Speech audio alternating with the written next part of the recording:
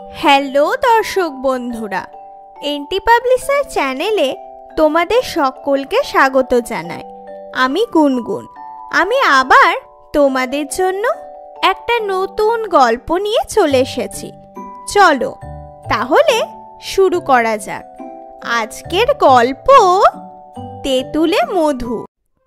বেশ কয়েক বছর আগে নদীর ধার ঘেঁষা এক গ্রামে বসবাস করত কান্তা নামের এক বৃদ্ধা। নিজের বলতে একটা তেঁতুল গাছ ছাড়া তার এই পৃথিবীতে কেউ ছিল না।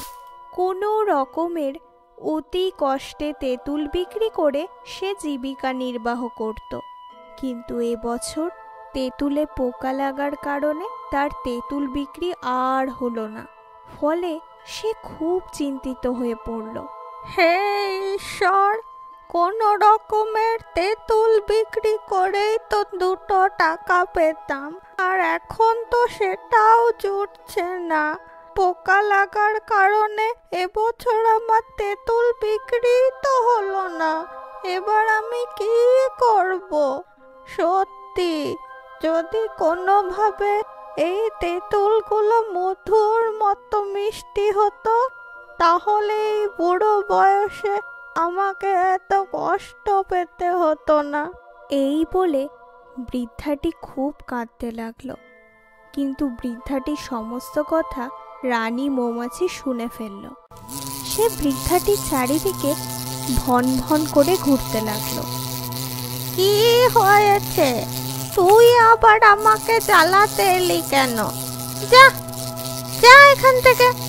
কিন্তু রানী মৌমাছি গেল না। বৃদ্ধাটি এ দেখে বলল, তুই কি কিছু বলতে চাস? তাহলে বল। অমনি রানী মৌমাছি মানুষের স্বরে বলল, বুড়িমা, তোমার খুব কষ্ট হচ্ছে না? তোমার তেঁতুলগুলো বিক্রি হয়নি? আসলে এই তেঁতুল গাছের কোটরে আমরা একটা বড় মৌচাক বানিয়েছি, তাই জন্যেই হয়তো তোমার গাছে তেঁতুলে পোকা লেগে যাচ্ছে। কিন্তু তুমি আর চিন্তা করো না, এবার থেকে দেখো তোমার তেঁতুল পুরো মধুর মতো মিষ্টি হবে।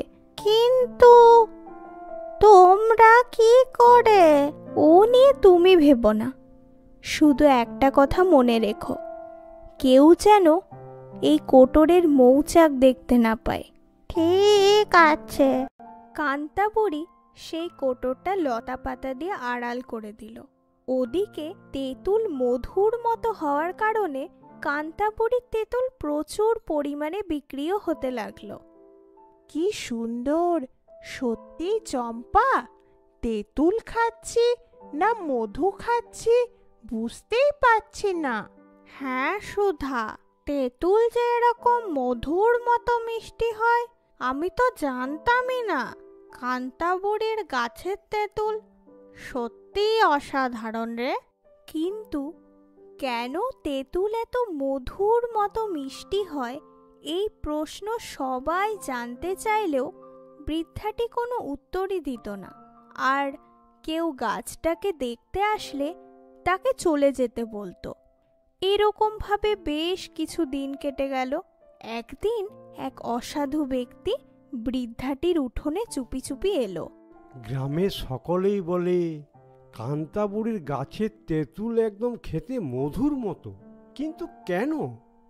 এটা তো আমাকে বের করতেই হবে। ওটা কি? পাতা দিয়ে আড়াল করা আছে, নিশ্চয় কোনো কোটর। দেখি তো। এই বলে লোকটা এগিয়ে গিয়ে যেই তেঁতুল গাছটায় হাত দিতে গেল, অমনি মৌমাছির দল তাকে ঘিরে ধরল। ওরে বাবা রে, বাঁচাও বাঁচাও! কি হলো? বাইরে এত চেঁচামেচি কিসের? যা যা বলছি, যা এখান থেকে যা। এ কি রতন, তুই লুকিয়ে লুকিয়ে নজরদারি করতে এসেছিস? তেঁতুল কি করে মিষ্টি হয়? ক্ষমা করে দাও বুড়িমা, আমি আর করব না। আমার ভুল হয়ে গেছে, আমাকে বাঁচাও। রানী মৌমাছি, ওকে ছেড়ে দাও। যা, তুই এখান থেকে চলে যা। রতন দৌড়ে চলে গেল। বুড়িমা, এবার আমাদের অন্য জায়গায় চলে যেতে হবে। কারণ একজন আমাদের দেখে ফেলেছে, তাই সবার জানার আগেই আমরা চলে যেতে চাই। কিন্তু তুমি চিন্তা করো না, তোমার তেঁতুলগুলো এরকমই মিষ্টি থাকবে, ও পোকাও লাগবে না। এবার আমরা চলি কেমন? এই বলে মৌমাছির দল উড়ে চলে গেল। ও এরপর থেকে কান্তাবুড়ি আবার তেঁতুল বিক্রি করে জীবিকা নির্বাহ করতে লাগলো।